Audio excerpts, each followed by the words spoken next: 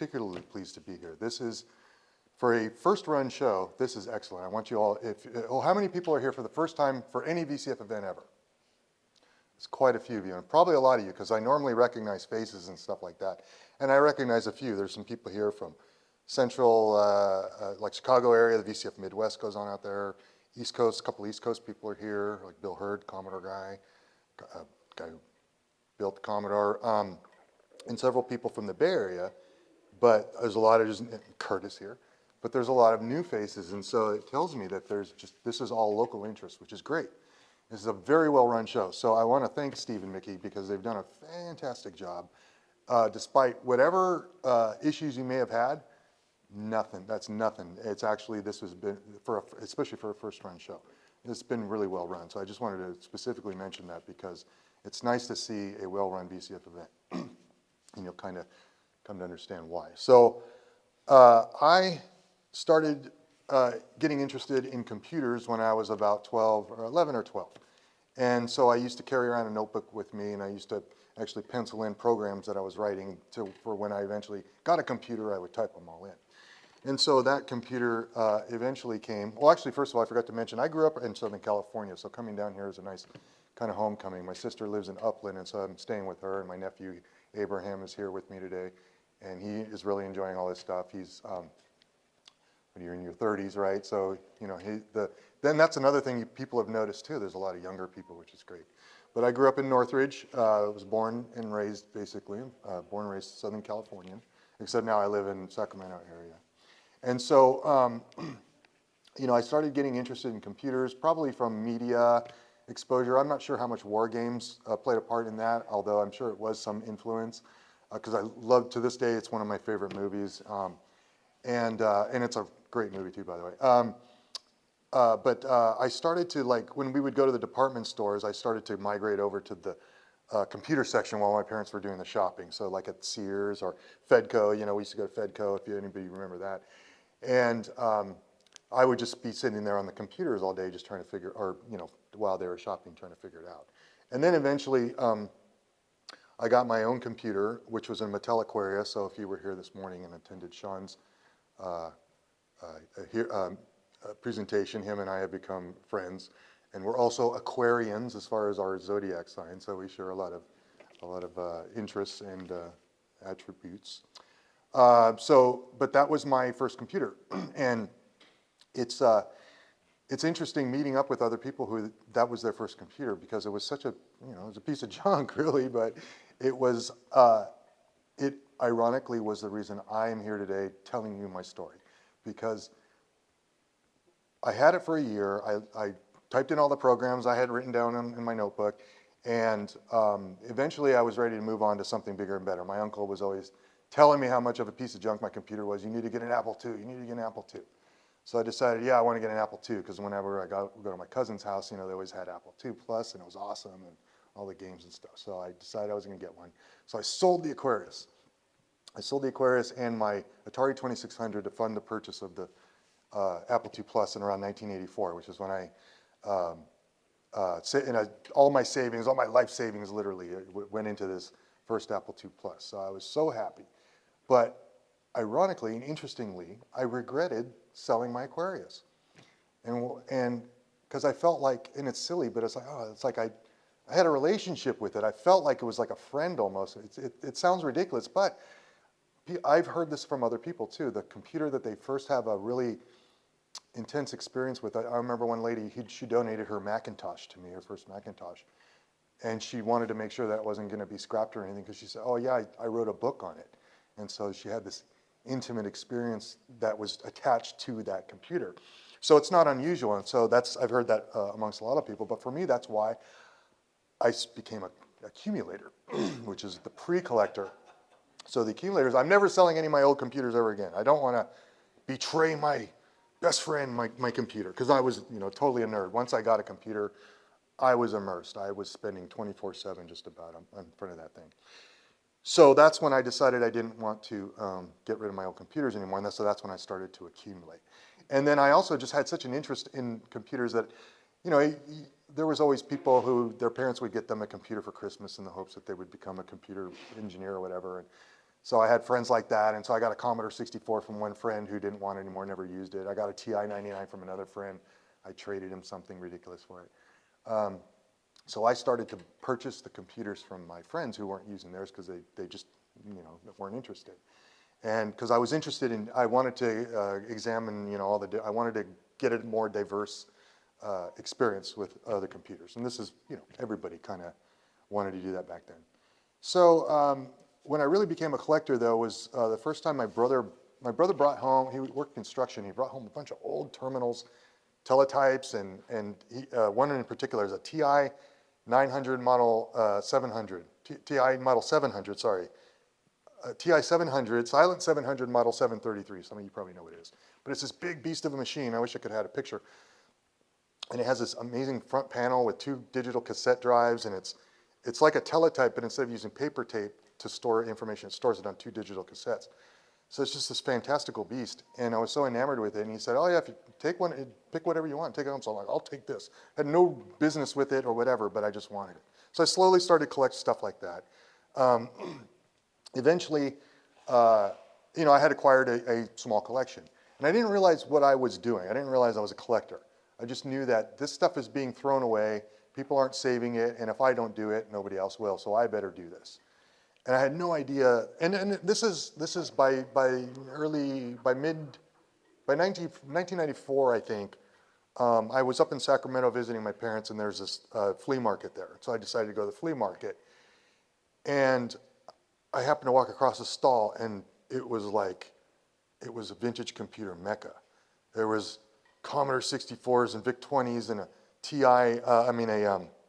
a Commodore PET and a TI-99 and a bunch of Atari models, Atari 400s and 800 XLs. And I was like 25 of them. I was like, oh my God. And I had to have all of them. And so I'm like, okay. I stopped, I turned around, walked around the corner because I'm like, I gotta compose myself here because I can't come off as a complete spaz when I talk to this guy. So I calmed myself. I walked back to him. I said, hello, sir. How much are your computers? He's like, which one? Are you interested? I said, all of them. He goes, oh, I was selling them. I forget what he was saying. It was $5 a piece, right? Which to me was, oh, all right. He's like, I was selling them for $5 a piece, but I'll give you all of them for $100. I'm like, sold. So I gave him $100, filled my car. It was literally like 24 machines. Brought them all home, started cleaning them up, testing them over time, figured out what was wrong, blah, blah, blah. Put them away in storage. So 1996, I can't remember when I first discovered the Computer History Museum, but they established themselves in the Bay Area in 96.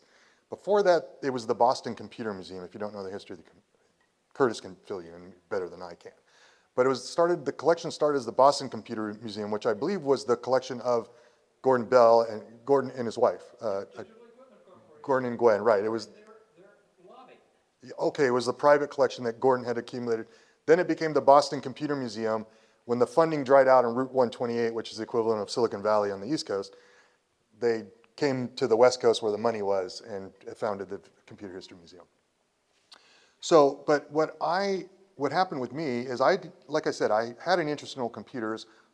I still had one of my Apple IIes set up in my office. I used to, a couple times a year, I would just, for fun, program it, and because I still just, had that bug in me.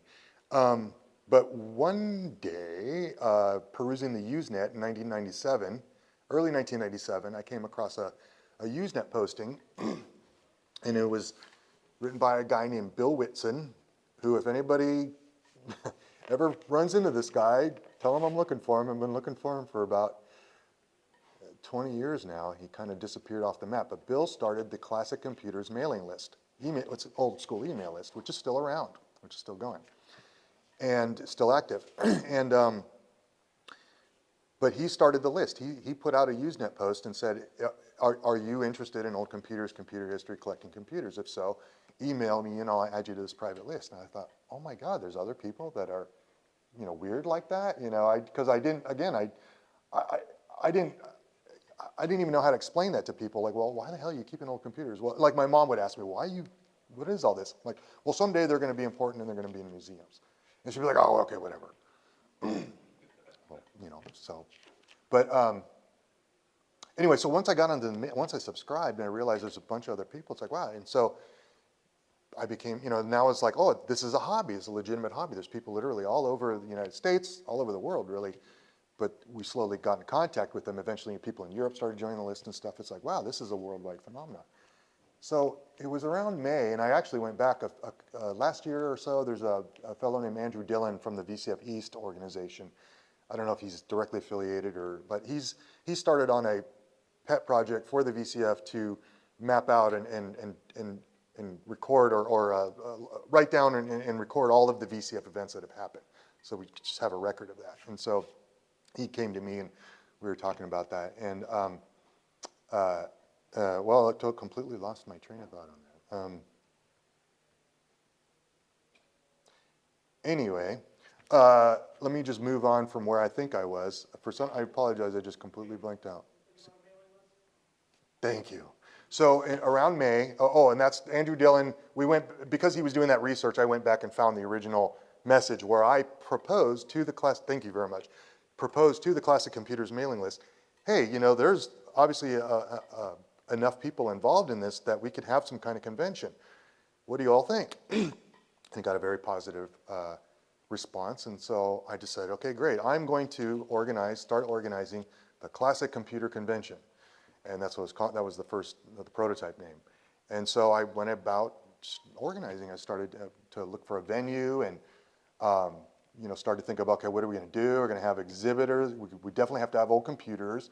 And then, well, we definitely want speakers because we want people to talk about, the history and stuff.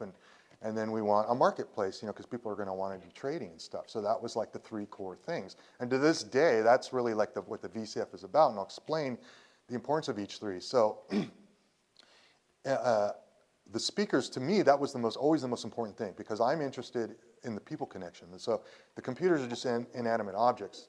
We're the ones that animate them, that make them interesting, make them special. And so it allows people like us who are pretty much introverts the opportunity to have an extrovert opportunity, right? Or an extrovert experience because now we're talking with other introverts about our passion for computers. So, but that was, to me, always the most important thing was the people. Other people, they would come here just for the marketplace. They just want to come here and buy stuff. They don't care about the exhibits or the speakers or whatever. And that's fine too. And I learned that over time because that to me was always like the lower rung concern for me. But once people started to say like, yeah, I love to come to the VCF and find all that stuff. It's like, okay, cool. We'll definitely make sure we put good time into that. And then, the exhibits are also important too because it showcased what people are doing out there, what other hobbyists, what other collectors are up to. And the cool thing that we were doing is and this was I forget his name. I haven't talked to him in so long. There's so many people whose names I forget. And I'll get into that. But he said he used to be into car shows.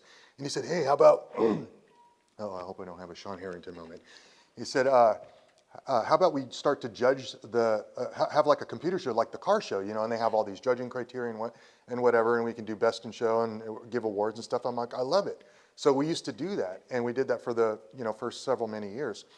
And that was a way to honor and show appreciation to, the collectors and their work because some of the restoration they were doing, the fellow from Arizona, Blackburn, forget his name yet because I haven't seen him. And he used to show up to every VCF, and then one year he just stopped showing up, and I forgot what happened because he had such a beautiful family and everything. I hope he's fine, but he was just so good at building. First of all, he would take this trashed machine, completely restore it, repaint it, everything, it looked brand new, and then create this elaborate exhibit around it with photos and historical background and just all this research. And so that's what the VCF became as the exhibits. I mean, it became like world class. I mean, people putting a lot of effort into this stuff.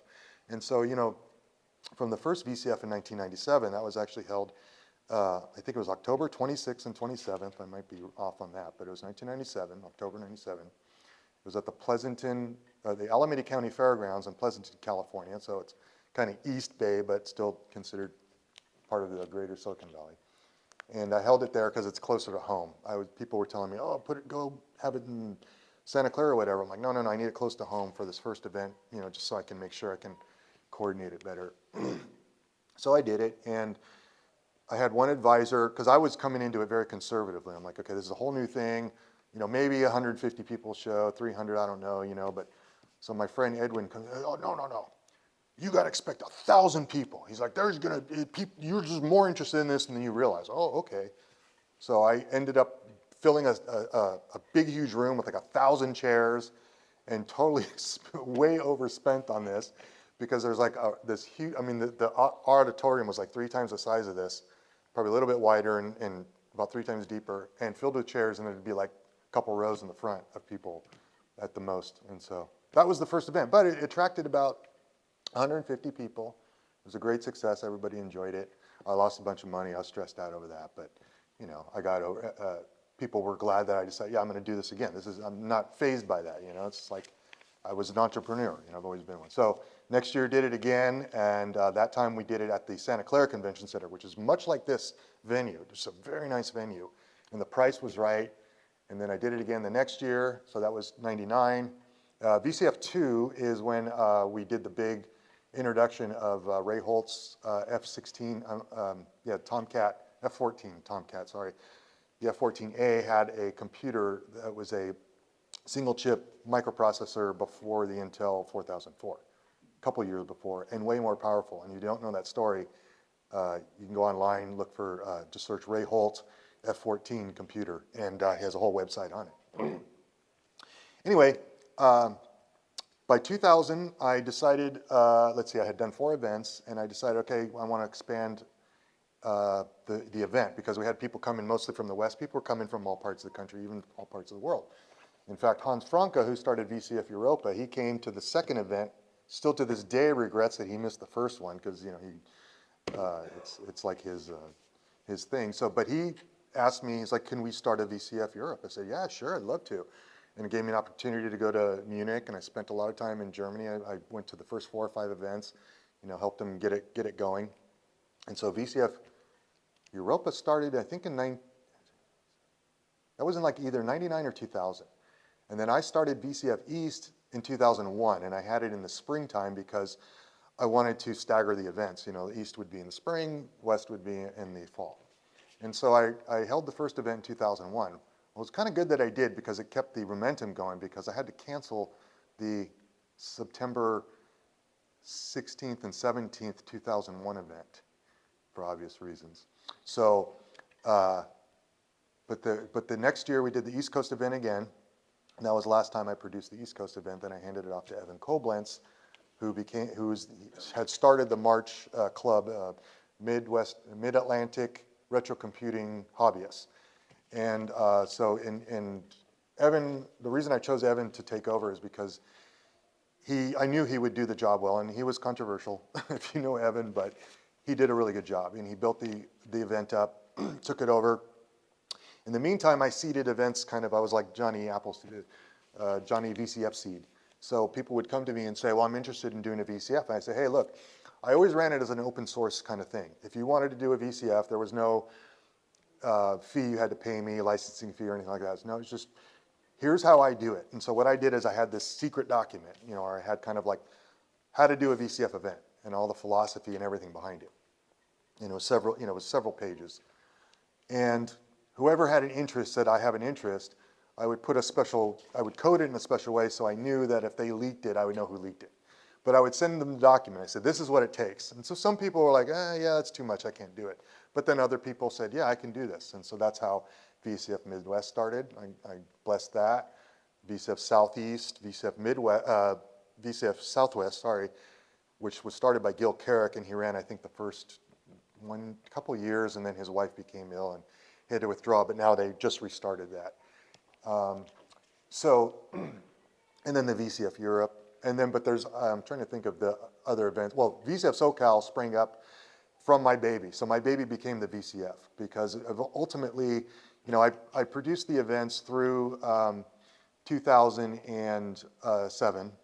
So we did 10 events because we missed 2001. Otherwise, it would have been 11th event on 2007. By 2006, 2007, we had Steve Wozniak come in. I had become personal friends with him, which was very cool for obvious reasons. But he came there for the first year was the Apple II's 40th anniversary. No, it was the Homebrew Computer Club's 40th anniversary. Then the next year we did the Apple II 40th year anniversary. And each, the first time we brought like Lee Felsenstein, and we brought a few homebrew members, and then a few who used to attend came. And so there was a crowd of just old school, homebrew computer club members and people from, the 70s telling stories. And then the next year we had the Apple II reunion, and we had, I forget, I apologize, I'm so bad with names, but a lot of the guys who were responsible for building the Apple II, like Randy Wigginton was there, I think. Oz was, of course, there. And he was always, Roz was just so gracious, when I asked him. And it used to be easier, like you used to be able to email him, woz@woz.org, which you still can. But he used to respond personally, like to everybody. He doesn't do that anymore, unfortunately. But yeah, when I first asked him, he said, hey, Woz, we're going to do a anniversary of Apple II, can we get you to participate? He's like, oh, absolutely, I'd love to do that. So, oh, awesome. Anyway, so and then we had about 700 attendees, I think was the number I remember. And so that was where I ended up. And what happened with me is, without getting into too many details, by that time, I was kind of worn out. I had my first child in 2005, and the economy was starting to get, harder. I was self-employed. I had my VintageTech consulting business. I forgot to mention that. I founded VintageTech in 2000. And VintageTech was a consulting firm that kind of sprung up out of my collection. So the collection, it created a gravity of its own. Once you accumulate enough atoms, all of a sudden you create your own gravity. So I created this gravity where people would just come to me with weird requests and needs and stuff like that. So one day, a guy who was a hardware engineer or something, he contacted me and said, I've been hired by a law firm, and they have a client who's been sued by a large computer manufacturer, and they need to find an example of this particular door on the front of the computer that covers over the ports. Turns out it was the Compaq versus E-Machines, if anybody remembers that. Compaq sued E-Machines for a bunch of stuff like trademark or infringement of design infringement or whatever, forget. But one of the specific things was on those Compaqs in the late 90s, there was this flip-up door, and it would cover over like the audio ports and the serial port or whatever, so you could flip it down if you didn't want to use them. And so E-Machines copied that, and they had a door. Well, apparently this door worked particularly by this flexure that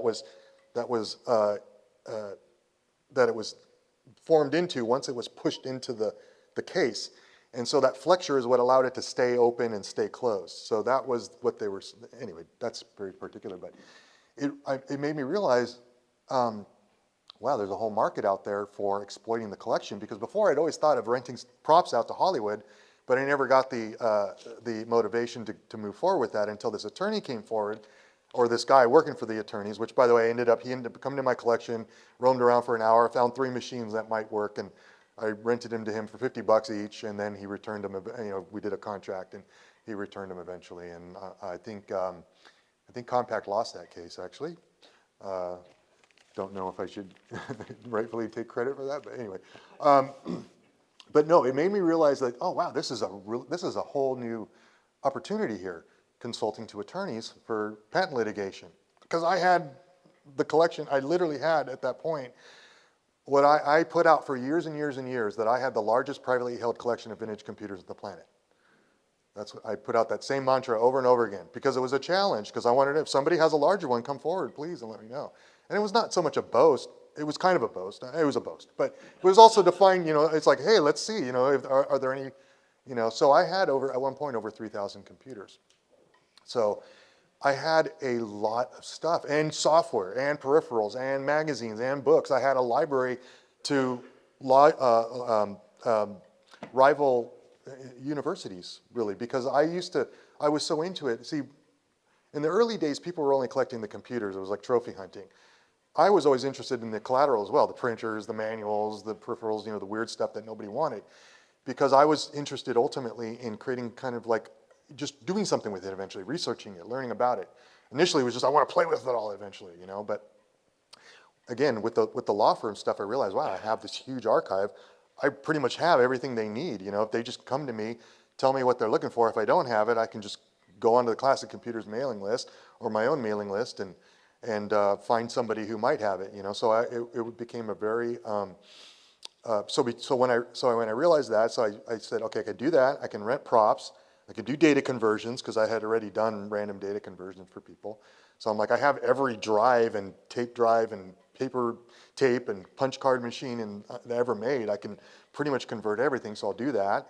I'll do consulting for museums because by that time I had already been doing consulting for the Computer History Museum. They started to come to me for certain projects and stuff, which was really nice that they paid me that homage, or that they trusted me enough, because I don't, you know, normally they only work with like credentialed people and people with degrees and stuff, and I have none of that nonsense. So it was nice that the Computer History Museum, to this day, there's still 2 places in the museum with my name on the wall, which I'm very proud of.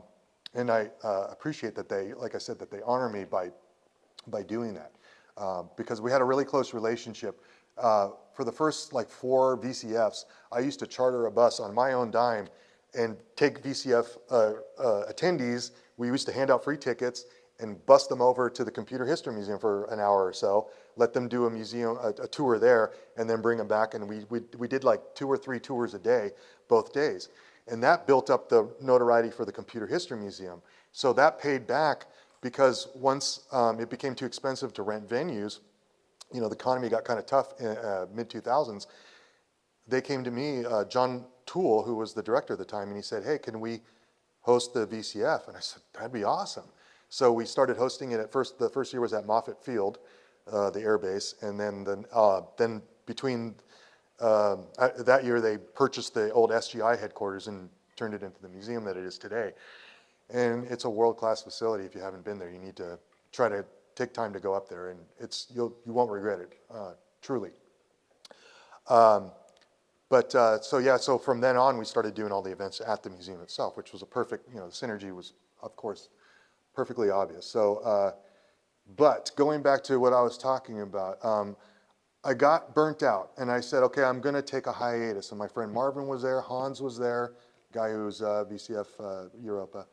Marvin is a good old friend of mine. I think he actually came to the first one. And there was a guy from Texas, I forget his name. I'm sorry, he was a young guy though. But anyway, we were at pizza. Oh, and I think Jack Rubin was there. I don't think Jack's here. But we were having pizza. I said, guys, I got to take a break. No, you can't. You're going to lose momentum. No, I got to take a break. No. So they were browbeating me to tell me, no, you can't. I said, look, all right, I'll think about it. I won't rule it out, but I just feel like I need to take a year off because things are getting tough. Well, that was 2007, of course. 2008 comes along and everything is just kind of destroyed by the banksters, thank you. And then in 2009, on Valentine's Day, I fell through the ceiling of my house and broke my ankle severely, my right ankle. Crushed it, actually. And so I was on my ass. Literally, I couldn't walk for 9 months. So it was like, so when 2000, when all the economic stuff happened in 2008, I was already expecting it. So I was like, there's no way I'm going to do a VCF. It'll be a complete loss. I'm in no position right now to take a loss, so I can't do it. And people were disappointed, rightfully so. But I couldn't do it. In 2009, I broke my ankle, so that was done. After that, let's say I took a detour, probably legitimately went insane at some point, which is a long story. But I got into law, and I got into law really heavy and deep. And then stuff happened. And let's see, in 2012, I had I was storing all my collection in Stockton. It was in a 10,500 square foot warehouse. And it was literally filled from end to end. And I fell behind on rent. It wasn't something that was the first time, and I had always worked it out with them before. I'd been renting from them for at least 3 or 4 years by then. So I didn't think it would be a problem. It's like, yeah, you know, I'm a little behind. Are you guys okay? You know, no, and all of a sudden they just got real mean. It's like, geez, you know. And so because I was studying law, I was trying to handle everything myself, you know, because I didn't trust lawyers. And this is a very complicated thing, and I don't want to go into the whole thing because it takes it completely outside the scope of what I want to talk about ultimately, and for time purposes and stuff. And it's very emotional too. But in the end, they evicted me. They wouldn't let me get it back in to get my stuff, which is totally illegal. If I knew then what I know now, it wouldn't have been a problem at all. But I was trying to learn the system. I was trying to figure out what's going on here. And they were definitely screwing me over. And I learned later on that Stockton is just like, it's just a weird place for landlord-tenant law. Like they just, and I've come to find out, really, it's the landlords always have the upper hand. So if you don't have your defense as a defendant down solid, you're going to get screwed basically. And especially so in Stockton, which is where the warehouse was. So long story short, they evicted me. I didn't know how to go about properly addressing the court as far as, you know, hey, these people are doing something really illegal here. I need the court to intervene on my behalf and protect my rights. Eventually, I figured that out, but by then it wasn't too late. It's just the other side used, you know, the trickery and the legal maneuvers and stuff that I was way too green to even understand what was going on, and rejected. I had $6,000 that my dad loaned me to make them whole, to allow me to go get my stuff, because that's what they were claiming, that, you know, he owes us $6,000 in back rent. Okay, here's the $6,000. It was cash on the table. And their stupid attorney gave this stupid speech to the judge and then pushed it back. So we reject Mr. Ismail's tender because of these reasons. And the judge said, okay, yeah, you know, she makes a good point. So it was like, oh my God. So here's what happened. The collection by then was already moved out of the warehouse. If I had acted faster, I could have avoided, if I had done a bunch of stuff, I could have avoided this. They moved before this happened though, I was able to negotiate with the landlords after a first hearing to get back into the warehouse for 2 weeks and to get everything out. Because they said 2 weeks? I said, yeah, 2 weeks. You're sure 2 weeks? Yes. I only need 2 weeks, because that's all I have as far as funding or whatever to pay for rent and whatever that I owe you. And so they said, okay, fine. So I gave them some money, they let me come in, and I started moving stuff out. So I was able to get about 20% of the stuff out. The problem was when I got back in, there had been these ferocious rainstorms. It flooded the front and the back of the warehouse, so I had to deal with that. The forklift that I had is this old beast from World War II. It wouldn't start because it had to be used every once in a while, or else it just developed problems and it wouldn't start. So we had to take care of that. And then the truck that I ended up borrowing from a friend, which was nice, but unfortunately it was like a foot too narrow, so you can only get like one pallet in. You couldn't get two pallets side by side. You could only get like one pallet and one pallet. So it was just, everything was going wrong. The people who were going to help me, they couldn't make it down from the hills because of the rain. And so by the end of the 2 weeks, I had moved 20% of it, and I was so worn out. I was like, okay, obviously there's no way I can, it was like 3 days before, and the landlord's like, are you going to be able to finish this? I'm like, well, and so I had a talk with him, and he reluctantly said, okay, because I said, look, I need a break. I'm worn out physically, mentally, spiritually, economically, you know. I have to regroup, get rest, make some money so I can, you know, rent some better equipment and everything. Okay, fine. So we had a deal. So, but then when I got home, there was an email from the attorney saying, well, we want you to get $1 million insurance policy, and we want you to do this, pay us for this much rent, we want you to do this. And I was just like, you know what, you motherfuckers. And so I gave him what's called a conditional acceptance.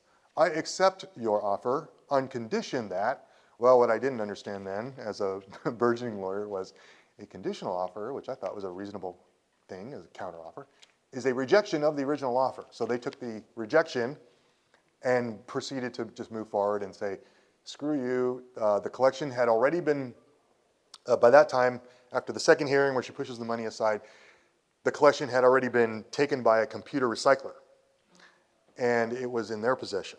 So the 80% that remained was now with the computer recycler. I went to the computer, so my friend Dave, who lived in Stockton, I would ask him periodically, I said, could you please go by the warehouse and see if anything's going on? Because I didn't hear anything for a couple of weeks from the landlords.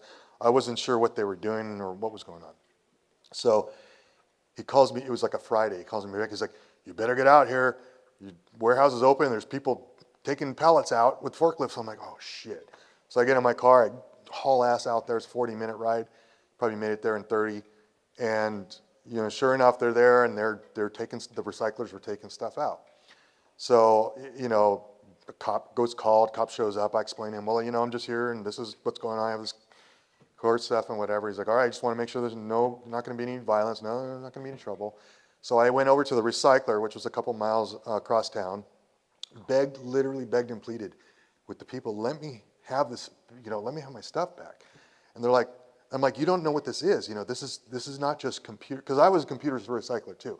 I started, that's another thing I forgot. In 2003, I started an electronics recycling business. Because it was a perfect fit for the VCF and my consulting, because now people were bringing me stuff, and I could now cycle through it and pick out, good stuff. So now my collection really started to bloom. Anyway, so I said, look, this is like really historic stuff. And they said, oh, we know what this is. We know who you are. And we know what it's worth. It's literally what they told me. Glenn Takeda was his name. I still remember that fucker's name. Anyway, excuse me, sorry. But that's what happened. So that's how I lost the collection. There was, again, if I knew more about what I should have done with the law, if I hired an attorney, and a lot of people were angry with me after that. And for good reason, I understand. I should have asked for help sooner. I regret not doing so. I try not to have regrets in life, but I guess I can consider that a regret. But it happened. And it was very hard because my identity was wrapped up in the collection. So in a way, it was good what happened. So for the next several years, I kind of just flittered around. I didn't really do anything productive at all. And if I told you the details, you'd be like, oh. I basically just became a degenerate barfly, in short. So, but it was just because so much other stuff had happened in between then. By this time I'd lost not only the collection and the business that went along with it, but my house and my family through divorce. And basically I had nothing. I had this remnant of a computer collection that was once going to be the basis of a world class, as I was going to make it, research center for computer history, where people are going to be able to come,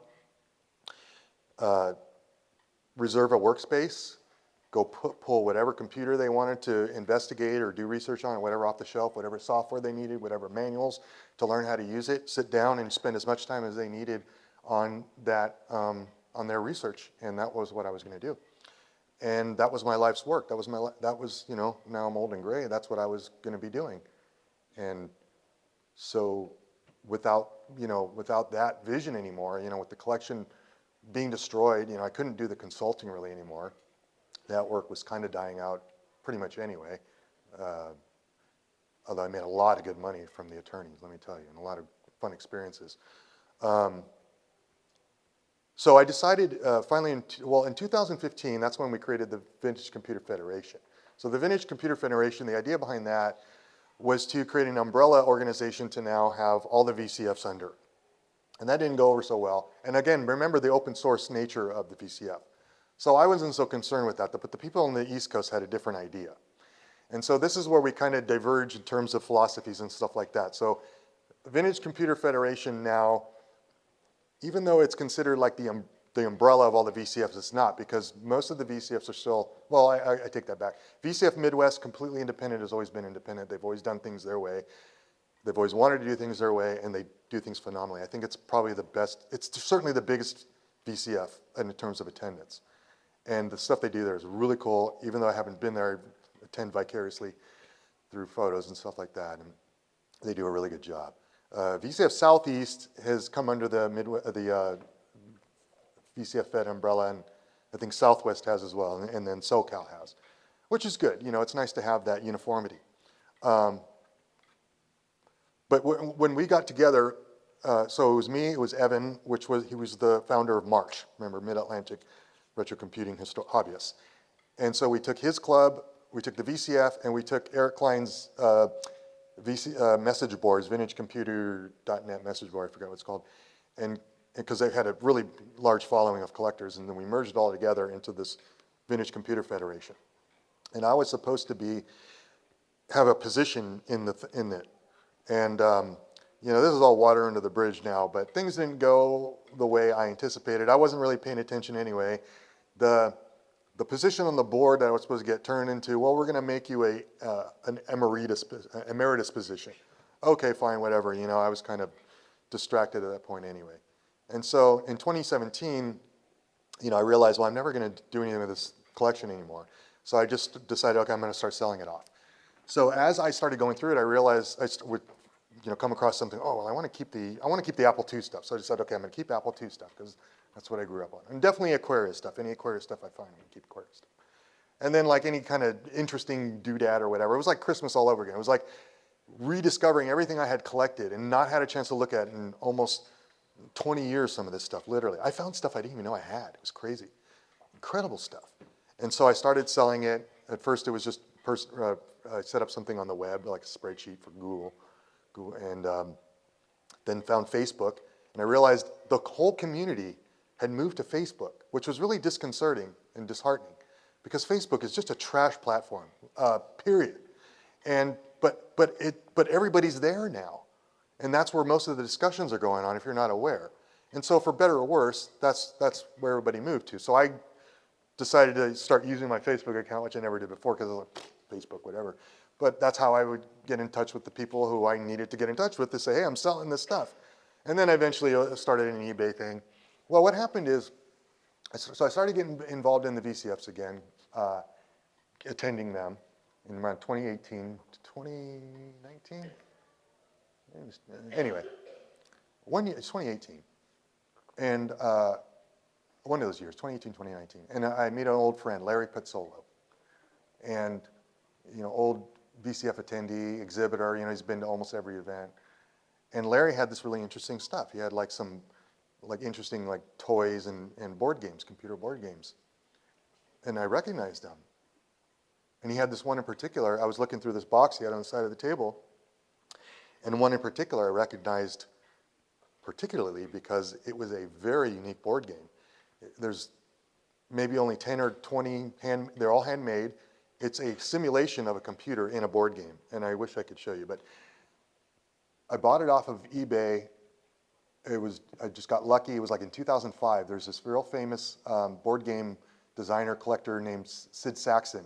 He passed away. The family started selling off his collection. As sometimes happens with this stuff, they didn't really know what they're doing. And they sold off a bunch of games before, people said, no, this stuff is worth more. But I got this game for $50. Not that, other people, there was no other bids. It's $50 for this game. And if you saw it, you would know what I'm talking about. It's very unique. There's only one other copy I know of in existence. It's in the Sarnoff, the RCA Museum, Sarnoff Museum in New Jersey. So I saw it, I'm like, oh my God. I'm like, Larry, where'd you get this? He's like, oh, remember the people who took all your stuff? I'm like, yeah. He's like, well, they showed up at the De Anza swap meet. That's a big Silicon Valley swap meet. It happens every month. Is it still going, Curtis? In a different form. Yeah. So anyway, he said, yeah, those people, they showed up and they had a bunch of your stuff. And I went through it and I saw this stuff and it looked cool. So I decided to buy it. I'm like, well, do you know what this is? He's like, no, I don't know anything about it. I'm like, so I told him the whole story of this game and it was handmade and yada, yada, yada. I'm like, and it was very special to me. And part of it was made in 1971, so it's as old as me. So I'm like, Larry, I'd really like to buy this from you. Will you sell it to me?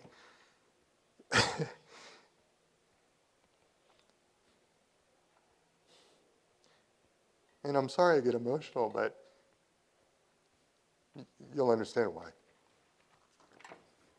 So he said, no, I don't want to sell it to you. Just take it. I said, Larry, come on. This is worth so much. He said, no, just take it. I want you to have it. So I was like, wow. And basically what I had realized is this is something that nobody else, this was something I never got to investigate, these games, because I had a bunch of them. There's a bunch of computer, and I'm giving away some secrets right now that I didn't intend to, but I'll give away the secret. I'm working on a collection, a brand new collection.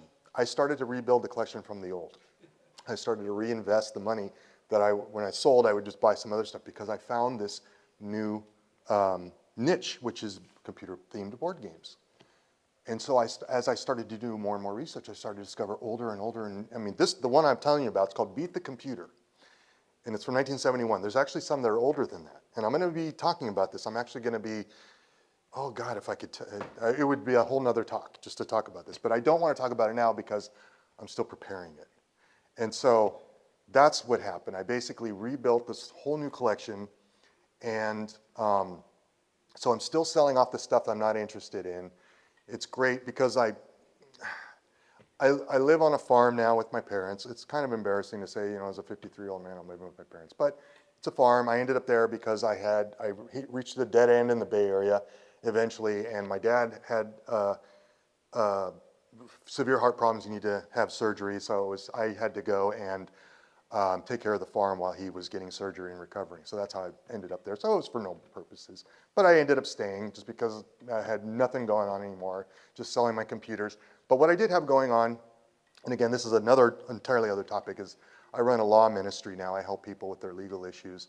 I stuck with the law stuff. I almost abandoned it, but I stuck with it to where I'm pretty good as a lawyer. Now, I'm not an actual attorney. I'm not a licensed attorney, but I run a private law ministry. People come to me, they have a legal problem, don't care what it is, who it is, whatever. If you have money or not, I will help you with it. If you want to donate, I will take the money. If not, it doesn't matter. I want people to have justice because of what I went through. So that's why I do that. Fun fact, if you ask ChatGPT, the next time you're interacting with ChatGPT, ask him about me. ChatGPT knows who I am, which is kind of cool. Gotta say, it's kind of fun. Okay, how much time do we have? Because what I want to, I have a while longer, right? Okay, let me transition into and it all came together today, really. And part of it came together, so last night, you go over to the far corner of the exhibit hall in the front there, and Larry Cameron has all those modern kits, right? And that's 20 years of kit development, by the way. So this has been going on a long time, that people have been recreating these things, right? And it's just amazing how many are out there. I always had the ambition to do what he did, but I just never, I have a few kits here and there and stuff. But he has like almost all of them. It's incredible. So I saw that, I'm like, wow. And then I was over at the exhibit where the Data General Nova is. Around the corner there a little bit, there's this like ZX180 computer, whatever. It's completely homebrew. Somebody just literally made it from scratch. I was like, that's so cool. Like, that's what I always wanted to do. I want to make, my computer company when I was a kid was Psychonic. It was my initials and company incorporated, but that was Sequoink. And I'm like, that sounds weird. So I switched the N and the I and became Psychonic. I'm like, that sounds cool. So I always wanted to make the Psychonic 7. That was going to be, so I can do that now. You can literally do that now.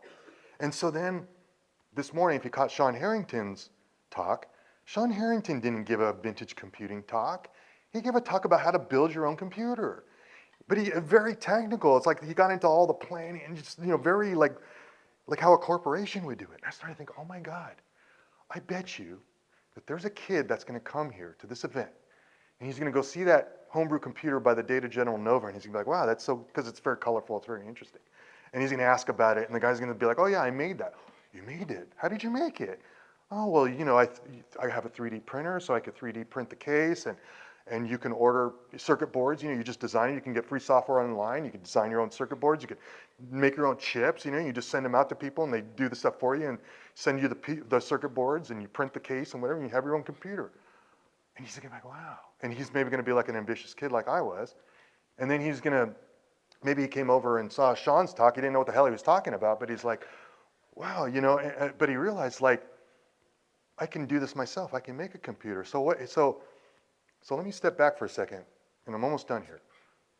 I've always been trying to find a greater meaning in all this computer collecting. It's like, why do we do this? I mean, obviously it's fun. Okay, so it's fun, and we can be excused for that. There's no problem with that. But there has to be a greater message here. Okay, yeah, keeping track of the history and seeing where we've been and all that. Oh, yeah, that's obvious and everything, but what's the greater meaning? So I finally, found one today. So hear me out. Keeping that kid in mind, right? The hypothetical kid.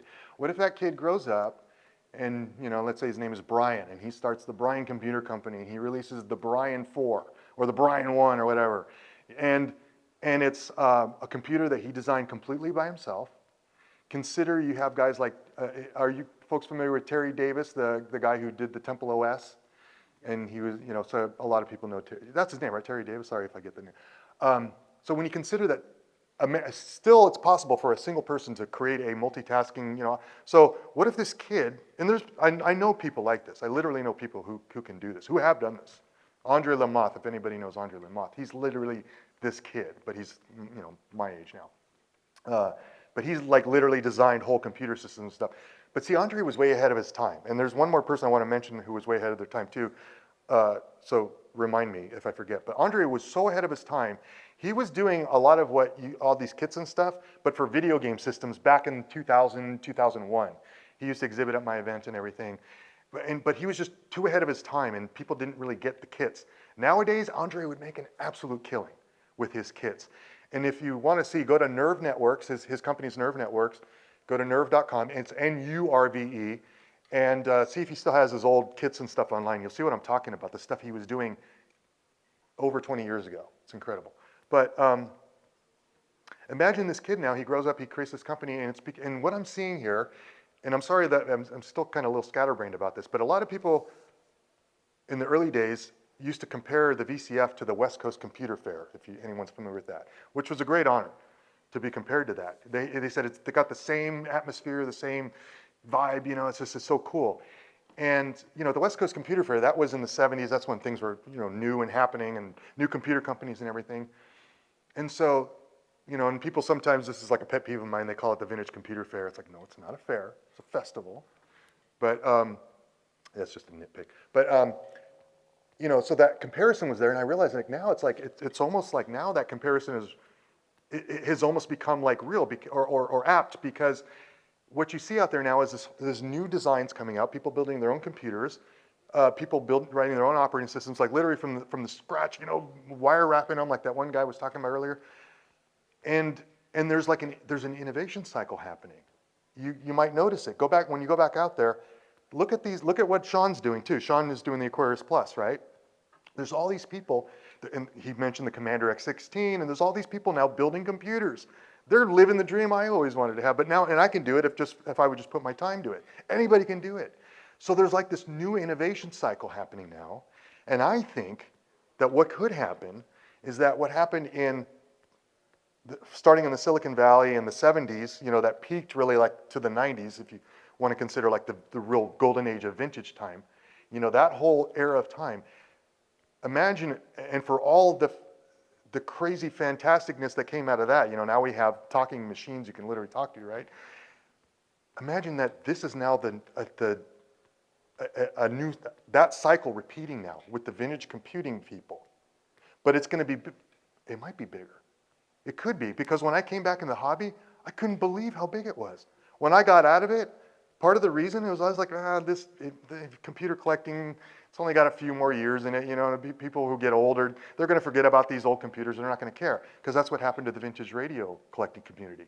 Once all those old guys started dying away, nobody wanted to listen to radio on a beautiful vintage tube amp. I mean, granted, they're gorgeous and everything, but it's like they had a limited utility. Computers, they have more of a comparison to car collectors. A 50-year-old car, you can get in, you can drive around town, it's awesome. And it has real utility because you can actually use it for stuff. A vintage computer, kind of the same. It has utility. You can actually do spreadsheets and word processing on it. It's better to use a modern PC, but the analogy is there.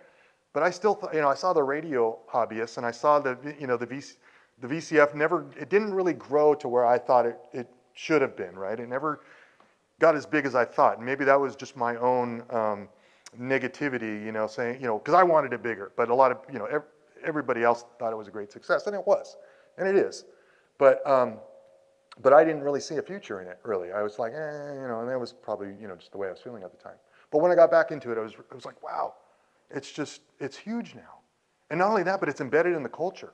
And that's why I think that this could be this next wave of innovation that's starting in our hobby, which is mirroring what happened at the West Coast Computer Fair and at the Homebrew Computer Club and in the 70s in Silicon Valley and other places all over the country, really.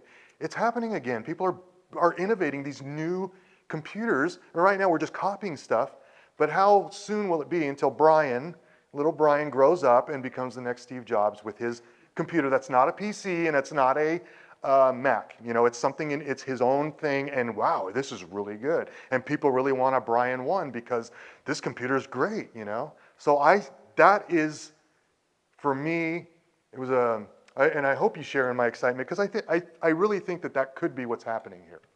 And it makes me happy that I finally found something more relevant to that we're doing here, other than just playing with our old computers. So with that, and I appreciate everybody for staying along here. I think technically I have 5 minutes, I guess, but we got to end soon. I want to just mention one thing really quick there. There was a woman, speaking of ahead of her time, Christine Finn. She was a very good friend of mine. I met her in 1999. She came over to the Silicon Valley on a flight, and it was only by accident that she was sitting next to the guy who was designing the Palm Pilot. And he was playing with it. And she's like, oh, that's a neat device. When did that come out? He's like, tomorrow. And she's like, wow. And so it's kind of struck her in her mind. No, Christine is an archaeologist by training. She used to be a journalist, and midlife, she retrained and became an archaeologist. She's from England, Isle of Man, I think, or one of the isles out there. And I'll try to be quick about this. And she was fascinated by what was going on, because archaeologists look at rate of change over time kind of thing, right? So she was like, what's happening in Silicon Valley? So she came to Silicon Valley to try to figure out what was going on. She found me soon enough. And so I connected her up with like all these people to interview and talk to. She's like, oh, well, I'm thinking about this. I'm like, oh yeah, you want to talk to this guy and you want to go over here and check this out. So I really hooked her up with all this stuff that she researched for a couple of years, and then came out with a book called, and I please look it up. It's called Artifacts, an Archaeologist's Year in Silicon Valley, MIT Press, 2001. It was published by MIT Press. The ISBN, I'll name it real quick, is 0262561549. It was very unfair what happened to Christine. She published the book like in August of 2001. And and it's a really good book. And it's especially good now because if you go back and you see how prescient she was and how ahead of her time. And she knew at the time also that she wasn't quite sure what she was doing. But it's amazing now reading it again in hindsight. And also, by the way, it has a whole chapter on me, so that's kind of cool. And she said, I want you to, she offered for me to be a co-author in the book. Because like, I feel like you did so much of the research for me. I'm like, no, I didn't feel like I should take credit. But that was a nice gesture. And just another aside I want to mention real quickly, proudly, if you go into Google books.google.com and search on my name, Sellam Ismail, you'll see a bunch of books that I have contributed to, been spoken of in. It's fascinating to me, as a closet narcissist. It's kind of cool that I can find mentions of me in books. But at any rate, Christine Finn's book it's worth looking into because she was very ahead of her time too in what she was seeing, and it only makes sense now in hindsight because she was on top of it and reporting about it and trying to make sense of what's going on here. And so I want to give her credit. I want to mention it because that's important and her work should be recognized. Thank you very much. I don't know if we have time for Q&A. Okay, great. We do, to the extent that anybody. Thank you very much. Thank you.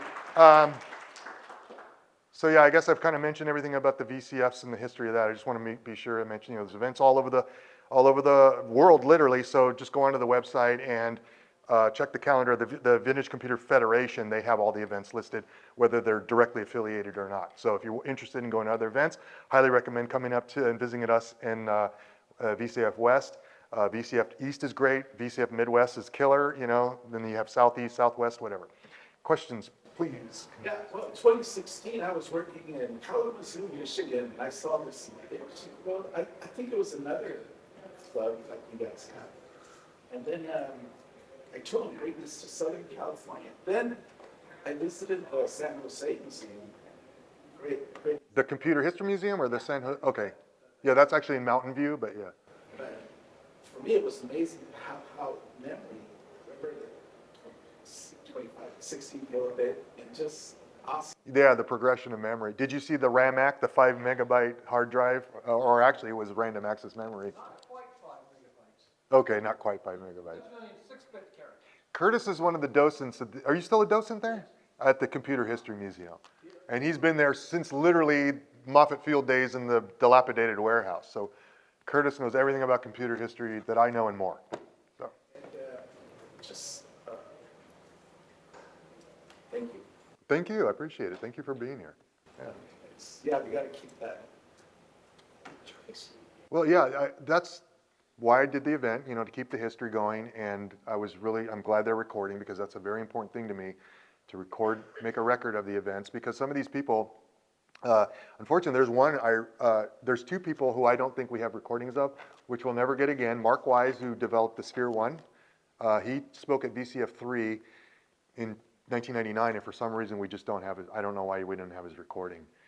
And Bill Godbout in 2000 reluctantly came out of his hidey hole, and I was able to convince him because he was a really cantankerous figure. And apparently to have him agree to come and talk at the Vintage Computer Festival was a big coup because nobody had, seen him in public apparently for years or whatever.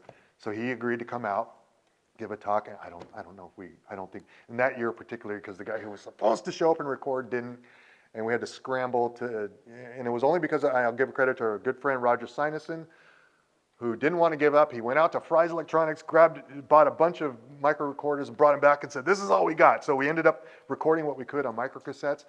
I held on to those for years and years and years. I eventually got them to some folks, Kay Savitz in Oregon, who has a podcast and stuff like that. And he's been archiving Atari magazines online and stuff. So he actually took the tapes and cleaned them up as best he could and digitized them. So now they're online, thanks to his effort. And so all of the VCF talks, I eventually took everything and shipped it to him. I just, and I was really like concerned. I was like, okay, we got to make sure that this gets to you and everything. We got tracking and everything because like this is like 10 years of history that's never going to be repeated. And so fortunately, I got to him, and it was a mixture of CDs, VHS tapes. We actually recorded on VHS tapes one year because we could do the long play, cassette tapes, micro cassettes, digital recordings. So, and he got everything as best he could and put it online. There's archives, so you can actually go back now. Sorry, I don't know the URL, but you could go to the Vintage Computer Federation website, and they probably have a link, and you can listen to old talks. I can't remember how far back, maybe even. Usually archives on archive.org. Yeah, that's right. Yeah, and there's a lot of, like, if you want to just kind of explore the history of VCF, you can always go on archive.org, and there's tons of videos that have been uploaded from events and stuff, either like Computer History Museum recordings, because they used to record all the talks for me. That was the nice thing about the Computer History Museum. They lent me the museum, the entire museum for the weekend, no charge, and they would provide, videography and everything. And it was a great, like I said, great symbiotic relationship. Any other questions or comments? Just one more. I was in Texas, Houston, Texas. The video game was Yes, National Video Game Museum, I believe, or so many video game companies. oh yeah, yeah. It's and there's so many video games that you never even heard of. And DOS. I remember back in '89. I remember the first system. WordPerfect, Lotus 1, 2, 3. Things you don't see. Right. Well, you see them here. I see the video. All right. Anybody else have any? Yes. So aside from, being somebody who grew up with all these machines, and in fact, this is one of my work shirts from the dealer I worked at in 1987. What is? I'm sorry, my eyesight's shot now. RE shop that I worked for, Oh, nice. Okay. my work shirt. Oh, I see the logo now. Okay, yeah. One of the things I noticed is I don't see any young people here. Yeah, not enough. Not enough. I mentor a high school robotics team, and I've been sending pictures to kids. Oh, good. Eyes are big. Yeah. So cool. Yeah. When they see the stuff and all the different colors and shapes, and it affects them. It touches them. Pride myself on turning comp sci kids into comp engineering kids. Awesome. When they go off to college, because they think comp sci class is all there is. Yeah. But tell them there's actually hardware underneath. Yeah. And you can start showing them, how you can actually, like I was talking about, that these tools are out there. It's not hard at all. You can take MIT courses for free to learn how to, do this stuff too. So. But is there anything to like help foster the interest in this stuff with the younger crowd, or What you do. any kind of events to just bring them in and introduce them to this as part of the festival? The festival's a good place to bring them, convince them to come next year for sure. Or tomorrow. There's still tomorrow. And I think kids are free.